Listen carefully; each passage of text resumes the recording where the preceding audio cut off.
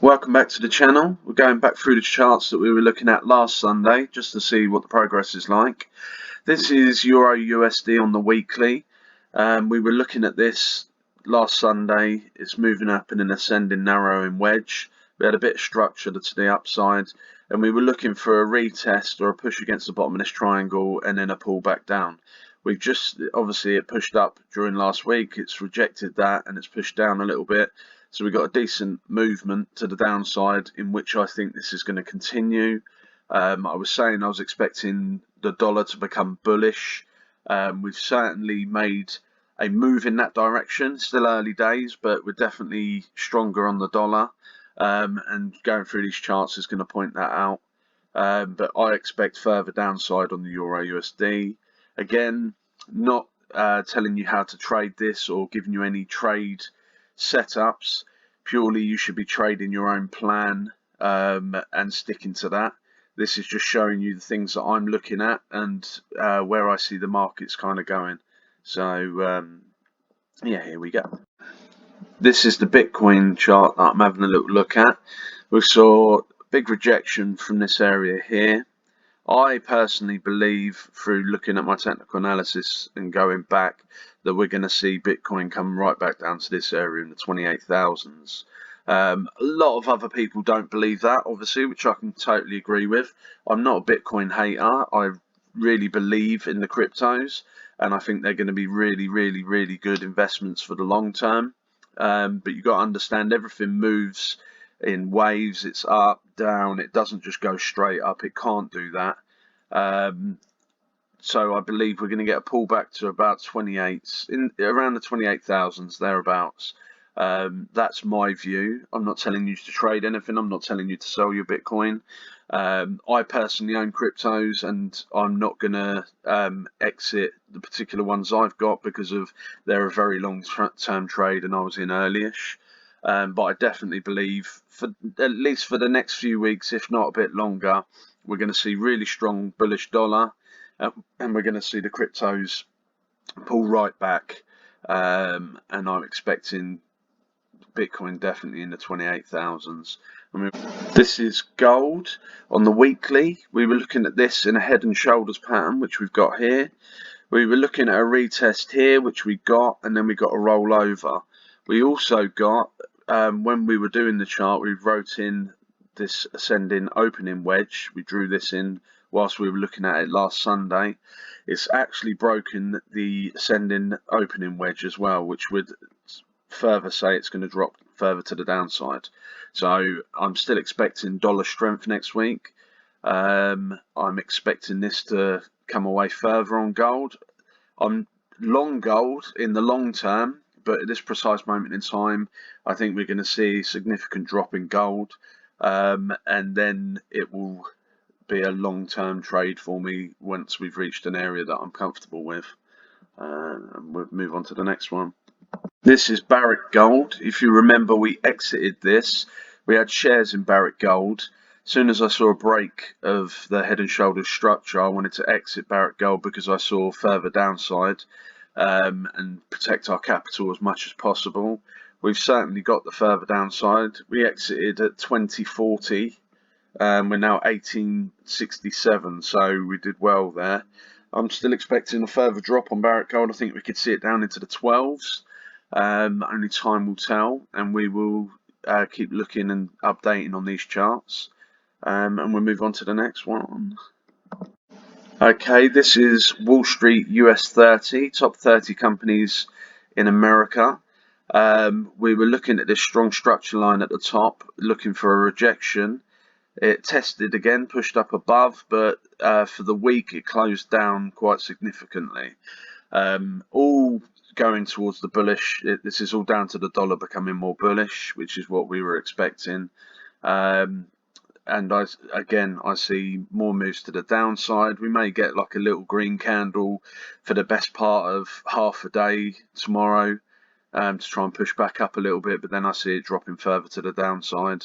I just think for the next few weeks at least, we're going to see the dollar grow in strength and push back against everything that's been growing against the dollar.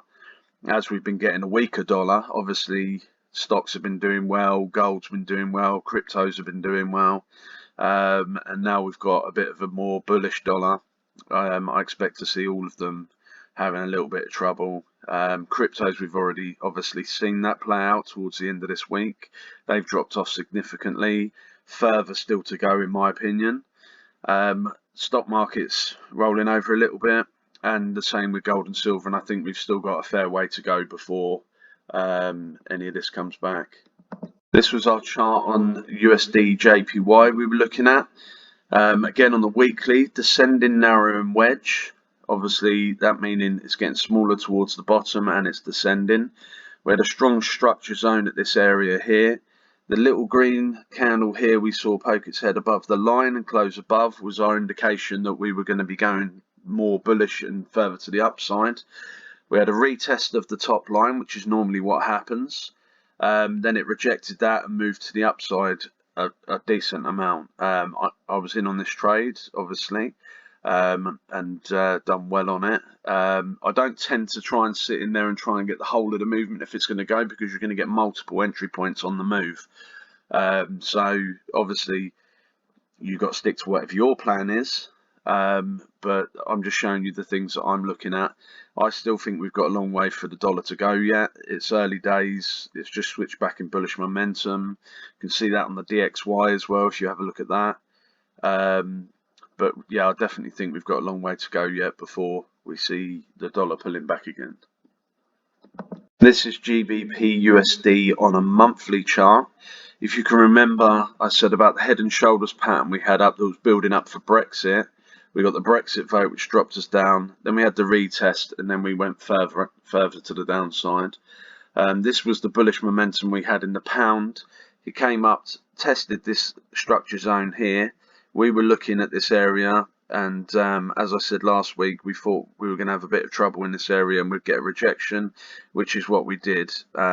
We came back, so we made a peak of 1.4250 and we're back to 1.3932. I would expect we may have a little bit of green again, like I said a minute ago, but then as we go through the week, I expect to see red candles and I expect to see it dropping away from the dollar. Dollar strength is what I'm looking at, and that's what I think we're going to see. Right, we're back on our Etoro small little trading account. Due to the massive disruption and everything we keep getting on the Etoro platform, whether it be from the Wall Street Bets guys or whoever the cryptos, just the amount of volume being traded, it keeps making the platform shut down. So I've had 3 times where I've been locked out of the Etoro platform and not been able to go in and manage my trades. So I took a decision. There was 3 trades that I was in that had no stop losses.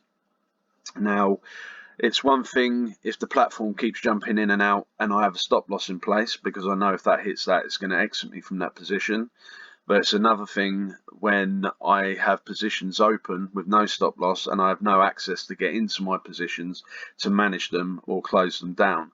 So I took the decision to exit those positions. They were all in losses, but I closed them out just because I didn't want to be in that position anymore. And I've taken the decision that trading on Etoro, I'm only going to do it in a position that I can have a stop loss on. So if we get outages again, then at the very worst case scenario, it hit my stop loss and take me out of the position. So positions I exited, let's have a look. So I came out of my Afria, I came out of my Lemonade, and I came out of my Sunworks. Barrick Gold you already knew about. We came out in a loss because we saw Barrick Gold coming down. But these 3, Afria, Lemonade, and Sunworks, you can't carry a stop loss on, and with where Etoro keeps shutting down and you can't get access on it, I'm not comfortable holding a position with no stop loss when I can't get access and control my position. So I've exited those. We took losses on those. We had a really good trade on gold in which we made 12.86% return on investment, and one on USD CAD which was 4.62% return on investment. That's brought it back a bit. Obviously, with the money we made at the beginning of the year, it's now put our portfolio at, for this year, we're 0.06% back in profit. So we're still in the green, which is good. Doesn't look great on our stats, which, to be honest, I kind of take no notice of, because it doesn't, for me, give a true setup of how your trading's going. It merely shows your open portfolio, which at the moment I've got no portfolio open, and we're showing 0.04 for the year, which is kind of where we're at.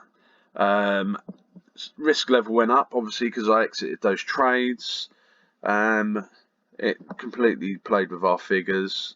28 trades in total, 82 profitable, 50 profitable weeks, 3.5 trades per week, 7 days average holding time. Not too concerned about the stats that they give on here. What I'm looking to do is, obviously, I want to make money, and that's all I'm interested in doing. So what we've done is, obviously, we've reset. We're not going to be in any trades where we can't carry a stop loss as the outage. I mean, I trade on other platforms. I'm not going to go into what those ones are, but I can access them at any time, and I've never had them ever in the whole time that I've been trading shut down or not allow me access to go in and manage my trades. So obviously I'm new to Etoro. Etoro, for whatever reasons, has had to shut down for maintenance for at least 3 times in the time I've been doing it this year. In which case, for me, it's not a good situation to have trades open with no stop losses. So all we're going to do is we're going to adapt, and we're only going to trade things that carry stop losses. So I exited those. We're starting afresh with 0.06 and see where we end up with this. So at the moment, everything's good. I'm happy, and we'll just carry on as we are. And I'll update you again next week. We'll see how this week goes. I've got a few positions that I'm looking to do. I'm not going to mention them because obviously you should be trading your own strategy. This is merely showing you things that I look at and how the Etoro platform's going. But I'll update again next Sunday, and we'll see how we go from there. Thanks a lot. Like and subscribe. See you next week.